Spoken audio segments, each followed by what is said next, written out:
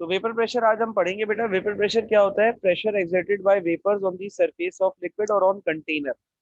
जब हम बेटा किसी गैस के प्रेशर की बात करते हैं, फॉर एग्जांपल ये क्लोज कंटेनर है, और इसमें अभी हमारे पास यहाँ कोई गैस मौजूद है इस क्लोज कंटेनर में। तो जो गैस का मॉलिक्यूल होता है, बेसिकली प्रेशर कैसे होता है कि वो गैस का मॉलिक्यूल जब कोलाइड करता है सरफेस ऑफ कंटेनर के साथ, तो वो यकीनन कोई ना कोई फोर्स एक्सर्ट करता है। बस ये जो फोर्स होती है ना गैस के मॉलिक्यूल के कोलिजन की, इस फोर्स को बेटा हम कहते हैं प्रेशर। ठीक है, अब यहाँ पर अगर सेम हम सिनेरियो ले लें, फॉर एग्जाम्पल हमारे पास कोई कंटेनर है और उस कंटेनर में एक लिक्विड है।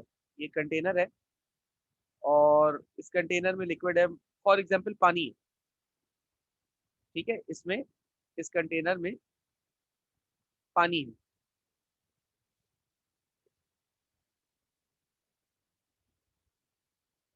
कंटेनर में हमारे पास पानी है। ठीक है, अब मैं जब इस पानी को, अभी ये पानी हमारे पास रूम टेम्परेचर पे मौजूद है, फॉर एग्जांपल 25 डिग्री सेल्सियस इस पर ये पानी मौजूद है। जब मैं इस कंटेनर को इस रूम टेम्परेचर पे हीट करूंगा, ठीक है, तो हीट करने पर क्या होगा? आहिस्ता आहिस्ता ये पानी का टेम्परेचर बढ़ना शुरू हो जाएगा। ठीक है, एक वक्त ऐसा आएगा कि इस पानी का जो टेम्परेचर है वो बढ़ते बढ़ते बढ़ते बढ़ते, अब मैं यहाँ पर आपको ना वेपर प्रेशर के साथ साथ बॉइलिंग पॉइंट भी एक्सप्लेन कर रहा हूँ, ठीक है ना। तो अब वेपर प्रेशर बढ़ते बढ़ते इतना हो जाएगा कि जैसे अभी ये, अच्छा कंटेनर ये मान लो क्लोज है, यानी कि इसके अंदर से वेपर्स बाहर नहीं निकल सकते। जब मैं इसका टेम्परेचर बढ़ाना शुरू करूंगा तो जब जब जैसे टेम्परेचर बढ़ेगा, वैसे वैसे ये जो वाटर है ये वेपर्स में, गैसियस फेज में कन्वर्ट होकर ऊपर की तरफ ऊपर की तरफ होना शुरू हो जाएगा। ठीक है ना, वेपर्स की सूरत में ये ऊपर की तरफ आ जाएगा, कलेक्ट हो जाएगा यहाँ पे। ठीक है जी। अच्छा, अब हम, जो हवा है हमारी नॉर्मल, जो एटमॉस्फेरिक हवा है, इस हवा का प्रेशर भी हम पे कुछ ना कुछ तो होगा ना। हम पर हवा का प्रेशर कितना है, कोई बता सकता है मुझे? 1 एटमॉस्फेयर। हवा का प्रेशर हम पे 1 एटमॉस्फेयर है। Very good. यहाँ पर जो हवा इस ढक्कन के ऊपर लग रही होगी, उस हवा का प्रेशर जो होगा वो क्या होगा? 1 एटमॉस्फेयर होगा। अच्छा, जब यहाँ पर वेपर्स नहीं थे अंदर की तरफ, तो कोई भी प्रेशर नहीं था, लेकिन जैसे जैसे इसको हीट करता गया, वैसे वैसे इसके जो वेपर्स थे पानी के, वो वेपर्स बनते चले गए और इसकी वजह से इसका प्रेशर बढ़ने लगा। मान लो जीरो से शुरू हुआ, जीरो से होकर 0.1 हुआ होगा, 0.2 हुआ होगा, 0.3 हुआ होगा, बढ़ता चला गया। एक वक्त ऐसा आएगा कि नीचे जो मौजूद वेपर्स हैं ये इतनी ज्यादा तादाद में हो चुके होंगे कि अंदर भी प्रेशर कितना हो चुका होगा? 1 एटमॉस्फेयर हो चुका होगा। जब अंदर भी प्रेशर 1 एटमॉस्फेयर हो गया और ऊपर भी प्रेशर 1 एटमॉस्फेयर ही है, मतलब ऊपर हवा का भी प्रेशर हम पर जो पड़ रहा है वो कितना पड़ रहा है? 1 एटमॉस्फेयर पड़ रहा है। नीचे जो गैस का जो वेपर्स जो बने हैं, जो वेपर्स हैं, इनका भी प्रेशर कितना हो गया? 1 एटमॉस्फेयर हो गया। तो दोनों तरफ चूंकि 1 एटमॉस्फेयर बराबर है, इस वक्त, जिस वक्त हवा का प्रेशर और नीचे मौजूद वेपर का प्रेशर दोनों इक्वल हो जाते हैं, इस वक्त इस पानी का जो टेम्परेचर होगा उसे क्या कहेंगे हम? उसे बॉइलिंग पॉइंट कहेंगे। ठीक है, बॉइलिंग पॉइंट की डेफिनेशन अगर मैं यहाँ पे आपके सामने कोट करूं, the temperature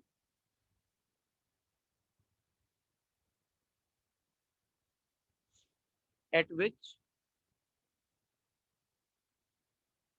vapor pressure of liquid becomes equal to external atmospheric pressure।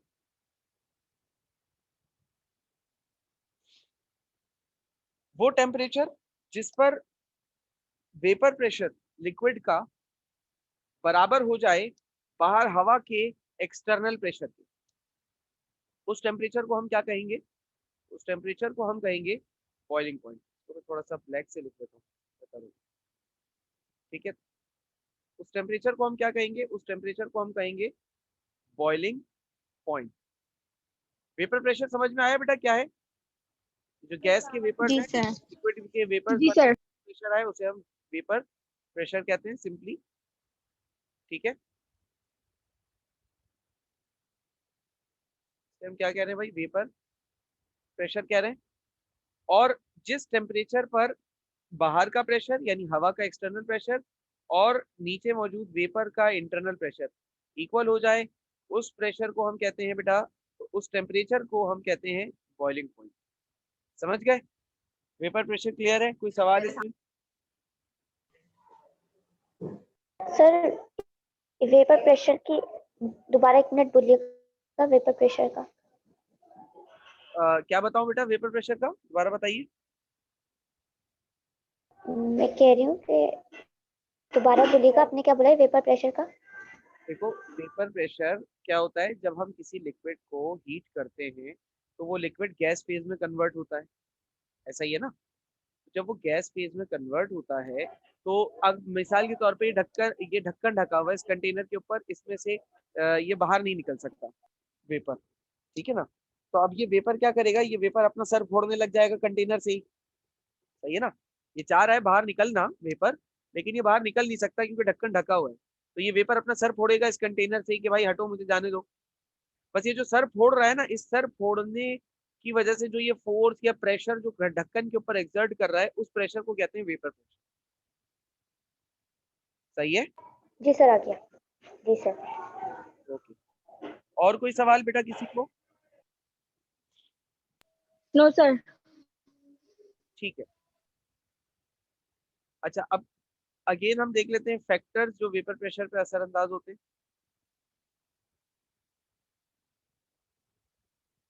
Factors affecting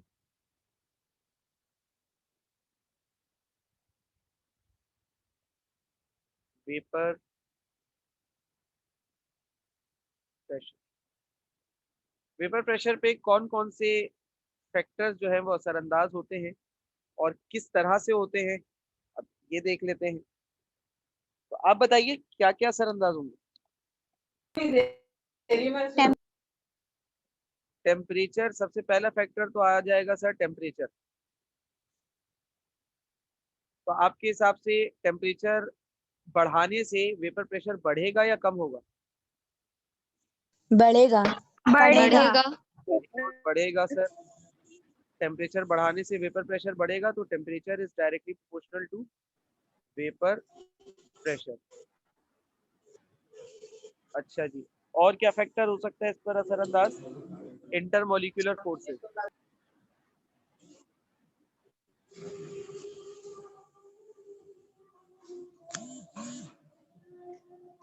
बेटा अपना माइक बंद कीजिए।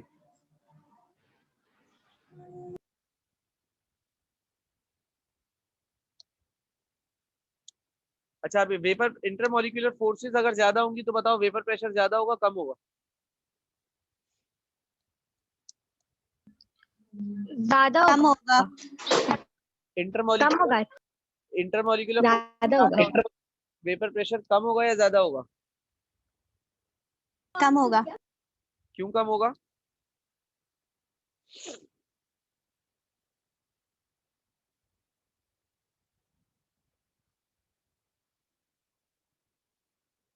बताओ बेटा क्यों कम होगा? जवाब सही है। सर नहीं पता। बेटा बहुत सिंपल सी बात है कि अगर कोई लिक्विड है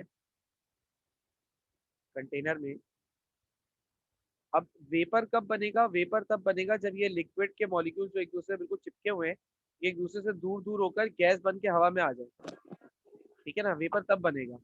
अब जब ये पार्टिकल्स के दरमियान फोर्स बहुत ज्यादा होगी तो बहुत सिंपल सी बात है ना, उनका एक दूसरे से दूर होना मुश्किल हो जाएगा। वेपर का क्या मतलब है? गैस फेज में आना ना। यहीं पे सुन ले। तो इंटरमोलिकुलर फोर्सेस ज्यादा होने से वेपर प्रेशर कम होता है। It is inversely proportional to vapour it is inversely proportional to vapour pressure.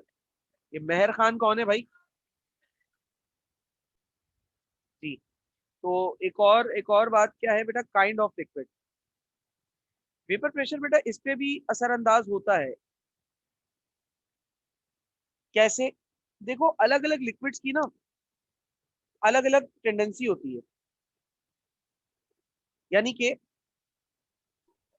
Low boiling point अगर लिक्विड होंगे मेरे पास, ऐसे लिक्विड जिनका बॉइलिंग पॉइंट कम है होता है, उनका वेपर प्रेशर ज्यादा होगा, मोर वेपर प्रेशर।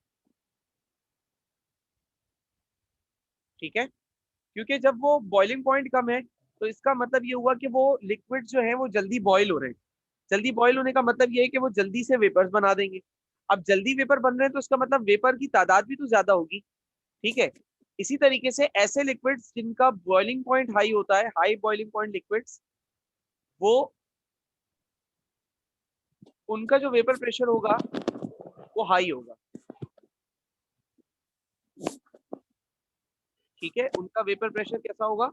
हाई होगा। यानी कि आसान लफ्जों में हम कह सकते हैं कि बॉइलिंग पॉइंट से भी वेपर प्रेशर रिलेट करता है, बट कैसे रिलेट करता है? इनवर्सली रिलेट करता है।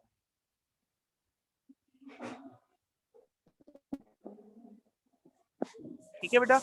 ये वो फैक्टर्स हैं जो वेपर प्रेशर पर असरअंदाज होते हैं। इस वेपर प्रेशर के टॉपिक में किसी को कोई सवाल अगर पूछना है तो बेटा आप पूछ सकते हैं।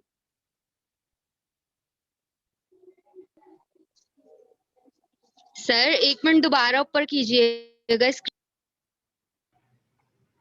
ठीक है बेटे?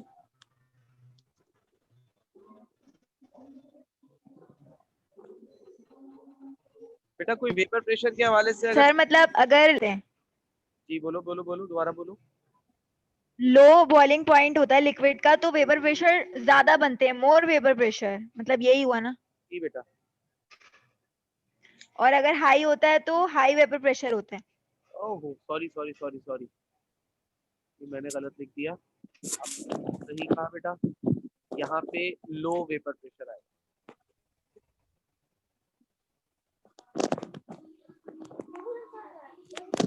ठीक है?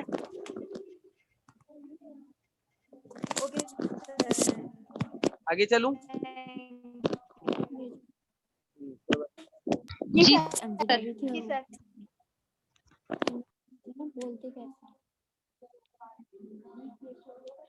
ये मेहर जी। तो सॉलिड हमारे पास बेटा एक स्टेट ऑफ मैटर है जिसमें डेफिनाइट शेप होता है सब्सटेंस का, और डेफिनाइट वॉल्यूम भी होता है। तो a state of matter that has definite shape and definite volume is called solid। एक ऐसी स्टेट ऑफ मैटर जिसमें डेफिनाइट शेप डेफिनाइट वॉल्यूम हो, उसे हम क्या कहते हैं? उसे हम सॉलिड कहते हैं। ठीक है? अच्छा, अभी जो हम सॉलिड से रिलेटेड चीजें पढ़ने वाले हैं, इसमें सबसे पहली जो चीज आती है हमारे पास बेटा, वो डिफरेंस है दो चीजों का, क्रिस्टलाइन सॉलिड और एमोर्फस सॉलिड। सॉलिड दो तरह के होते हैं, एक क्रिस्टलाइन होता है और एक एमोर्फस होता है। Amorphous solid. ठीक है? क्रिस्टलाइन सॉलिड और एमोर्फस सॉलिड, ये दो सॉलिड्स के हम टाइप इसमें पढ़ने वाले हैं। तो क्रिस्टलाइन सॉलिड और एमोर्फस सॉलिड। अच्छा, बच्चों से पूछो कि क्रिस्टलाइन सॉलिड क्या होता है और एमोर्फस सॉलिड क्या होता है, तो बच्चे जवाब देते हैं या उनको बताया ही जाता है कि बेटा वो जो जो सॉलिड आपके हाथ में पाउडर पाउडर जैसा फील हो वो एमोर्फस होता है, और क्रिस्टलाइन सॉलिड जैसे चीनी नमक होते हैं ना हाथ में, कैसे जर्रे जर्रे फील होते हैं, क्रिस्टल जैसे फील होते हैं, तो उनको हम क्रिस्टलाइन सॉलिड कहते हैं। क्या कोई इस जवाब से मेरे एग्री करता है? किसी को अभी तक यही नॉलेज हो जो मैंने अभी तक बताई है? यस सर, इस तरह का स्कूल में इस सर तरह यही बताया है। था। स्कूल में इसी तरीके से बताया गया था। मैं स्कूल में भी बच्चों को इतनी गलत बात नहीं बताता। बेटा देखो, ये जो आपको फर्क बताते नहीं, सरासर गलत है। उसकी वजह ये है, एक बात बताओ, चलो मैं तुम्हारे सामने मिसाल रखता हूँ, तुम लोग खुद ही समझ जाओगे मेरी बात को। चीनी चीनी क्रिस्टलाइन सॉलिड है, ठीक है ना? चीनी क्रिस्टलाइन सॉलिड है। अच्छा, क्रिस्टल जैसा होता है। अगर मैं चीनी को ग्राइंडर मशीन में डाल के पीस दूं तो पाउडर चीनी कभी हाथ में ली है? कैसी होती है? पीसी। पिसी हुई होती है, पाउडर सर, टाइप पाउडर, बिल्कुल पाउडर जैसी होती होगी, आटे जैसी फील होती होगी, क्या ख्याल है? जी जी जी सर। बिल्कुल। ऐसे ही होती है। अच्छा, जी सर। अब मैं तुम्हारे हाथ में पिसी हुई चीनी रख दूं और एक तरफ चीनी सॉलिड, जो मतलब क्रिस्टलाइन, जो क्रिस्टल फॉर्म हो चीनी की, वो रख दूं, और तुमसे पूछूं कि बेटा इनमें से एमॉर्फस कौन है, क्रिस्टलाइन कौन है, तो तुम ये बोलोगे सर ये जो चीनी है ये क्रिस्टलाइन है, और ये जो पाउडर आपने हाथ में रखा है हमें नहीं पता ये क्या है, लेकिन ये एमॉर्फस है। ऐसा ही है? Yes sir. गलत नहीं कह रहे? बोलो। एक, एक हाथ में चीनी को रखकर कह रहे हो क्रिस्टलाइन है, दूसरे हाथ में चीनी को ही रखकर कह रहे हो एमॉर्फस।